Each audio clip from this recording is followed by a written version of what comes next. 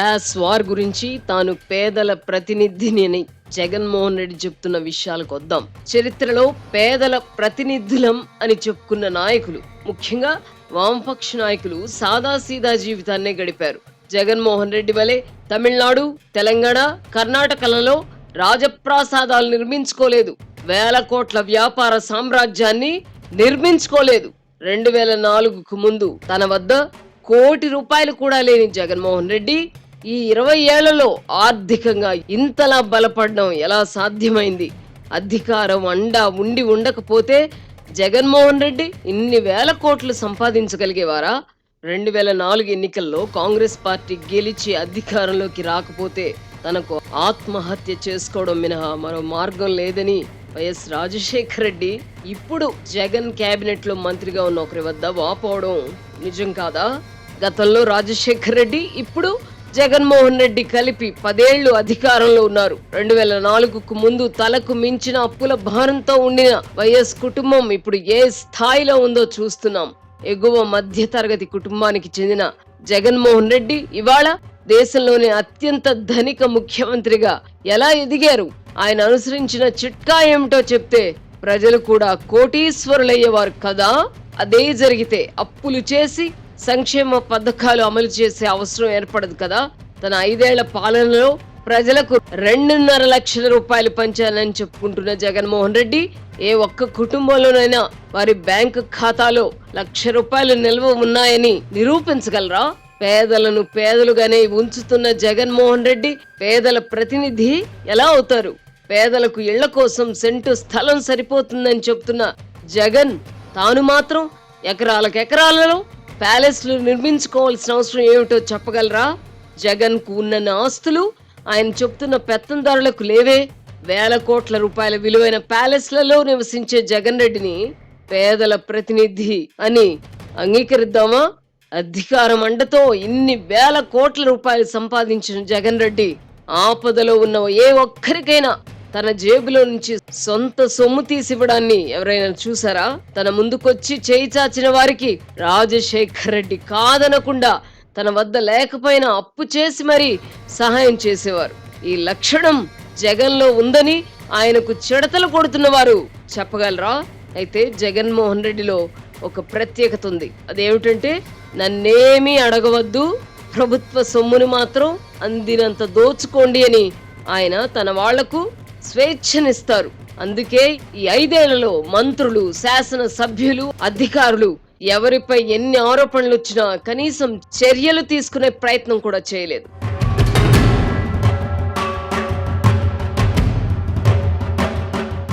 సిర్లసీమ 2 venture ని సందర్శించండి. ఇక్కడ అన్ని ప్లాట్లలో మామిడి, శ్రీగంధం చెట్లతో అద్భుతంగా ఉంది. ల్యాండ్ అప్రిషియేషన్, ఫ్రీ మెయింటెనెన్స్, పండ్ల తోటల తాలూకా ప్రయోజనాలు, డబుల్ బెనిఫిట్ ఆఫర్ తో సిర్లసీమ 2. నెల్లూరు జిల్లాలో ఫలానా మాజీ మంత్రి పలువురు ఆయన్ని అడ్డగోలుగా తవ్వుకొని అక్రమంగా అమ్ముకుంటున్నారని పార్టీ ముఖ్యుడు ఒకరు జగన్ దృష్టికి తీసుకెళ్లారు. వదిలేయన్నా, మనకు పోయేదేముంది, చేతనైనంత సంపాదించుకోనివ్వండి అని బదులిచ్చారట. తాను అనుసరిస్తున్న మోడల్నే ఇతరులు అనుసరించి సంపాదించుకోవడాన్ని జగన్ అనుమతిస్తున్నారు. అందుకే కొంతమంది ఆయనకు భక్తులుగా మారిపోయారు. అధికారులు కూడా ఈ జాబితాలో ఉన్నారు. రాష్ట్ర భవిష్యత్, ప్రజల ప్రయోజనాలు గాలికి పోయినా పర్వాలేదు, అందిన కాడికి దోచుకోండని తన వాళ్లకు జగన్ స్వేచ్ఛనిచ్చారు. తమ దోపిడీని ప్రజలు గుర్తించి ప్రశ్నించకుండా సంక్షేమం పేరిట వాళ్ళ ముఖాన కూడా ఎంతో కొంత పడవేస్తున్నారు.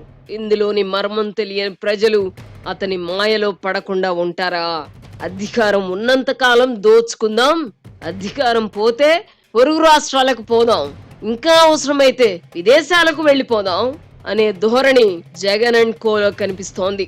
జగన్ ప్రభుత్వంలో అధికారులు ఇలా ఎందుకు మారిపోయారు అని చాలా మంది ఆశ్చర్యపోతుంటారు. పోలీస్ శాఖనే తీసుకుందాం.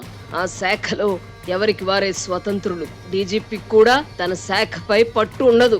జిల్లాలలో ఎస్పీల నుంచి ఎస్ఐల వరకు స్వతంత్రులే. ఎవరిపై ఎవ్వరికీ అదుపు లేదు. ఈ పరిస్థితులను స్వేచ్ఛగా భావిస్తున్న అధికారులు జగన్ సేవలో తరిస్తున్నారు. వ్యవస్థ కుప్పకూలితే ఏమవుతుందో ఊహించుకుంటేనే భయం ఏర్పడడం సహజం. ఈ ధోరణి వల్ల ఉన్మాదులు పుట్టుకొస్తున్నారు. జగన్ చెప్తున్న క్లాస్ వార్ వెనుక ఉన్న మర్మం ఇదే. ఇంతకంటే వంచన వేరొకటి ఉంటుందా? అనుబంధం ఆత్మీయత అంతా ఒక బూటకం అని తాతా మనవుడి సినిమాలో ఒక పాట ఉంటుంది. జగన్మోహన్ రెడ్డి అది నిజమని బాబాయ్ హత్య కేసులో రుజువు చేస్తున్నారు. ఆయనకు అధికారం, డబ్బు మాత్రమే ముఖ్యం, మనుషులు మమతలు కాదు అని చెప్పకనే చెబుతున్నారు. నియంతలు, దుర్మార్గుల గురించి జనం తెలుసుకోవడానికి కొంత సమయం పడుతుంది. హిట్లర్లోని నియంతను గుర్తించడానికి జర్మన్లకు టైం పట్టింది. హిట్లర్ గురించి తెలుసుకునేసరికి జర్మనీకి జరగాల్సిన నష్టం జరిగిపోయింది.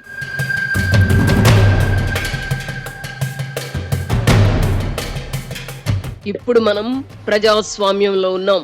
మన మధ్య తిరుగుతూ మన ఓట్లతో అధికారం వెలగబెడుతున్న నియంతలు మారీచుల వలె రూపాలను మార్చుకుంటున్నారు. జర్మనైజేషన్ పీరియడ్ అన్న హిట్లర్ మాటలను జర్మన్లు విశ్వసించారు. చివరకు దారుణంగా నష్టపోయారు. తాను పేదల పెన్నిధినని, ఆ పేదల జీవితాలు బాగుపడాలంటే, వాళ్లకు మేళ్లు జరగాలంటే తనకు అధికారం ఇవ్వాలంటున్న జగన్ను కూడా నాటి జర్మన్ల వలె మన ప్రజలు కూడా ఎంతో కొంత నమ్ముతున్నారు. ప్రజల బలహీనతలను అవపోసన పట్టిన జగన్ రెడ్డి వంటి వారే క్లాస్ వార్ సిద్ధాంతాన్ని తెర మీదకు తెస్తారు. మీరు చెబుతున్నది నిజమే అయితే వేల కోట్ల సామ్రాజ్యాన్ని మీరు ఎలా నిర్మించుకున్నారు, మేమెందుకు పేదలుగానే మిగిలిపోయాం అని ఒకే ఒక ప్రశ్న వేస్తే జగన్ రెడ్డి వంటి వారి నిజ స్వరూపం బట్టబయలవుతుంది. అమరావతి మాత్రమే రాజధానిగా ఉంటుందని 2019కి ముందు చెప్పిన జగన్ రెడ్డి ఆ తర్వాత ఏం చేశారో చూద్దాం. ఈ ఎన్నికల్లో మళ్లీ గెలిపిస్తే 3 రాజధానులు కడతారని నమ్మే పిచ్చి వాళ్ళు ఉంటే ఉండవచ్చు. జగన్ కు కావాల్సింది అలాంటి వాళ్లే. అందుకే ప్రజలను శాశ్వతంగా ప్రభుత్వాలపై ఆధారపడేలా మార్చేస్తున్నారు. తనతో పాటు తన మనుషులు మాత్రం అపర కుబేర్లవుతున్నారు. ఏదో ఒక రోజు జగన్ చెప్తున్న క్లాస్ వార్ గుట్టు బయటపడి ప్రజలు తిరగబడతారు. ఆ రోజు కోసం ఎదురు చూద్దాం.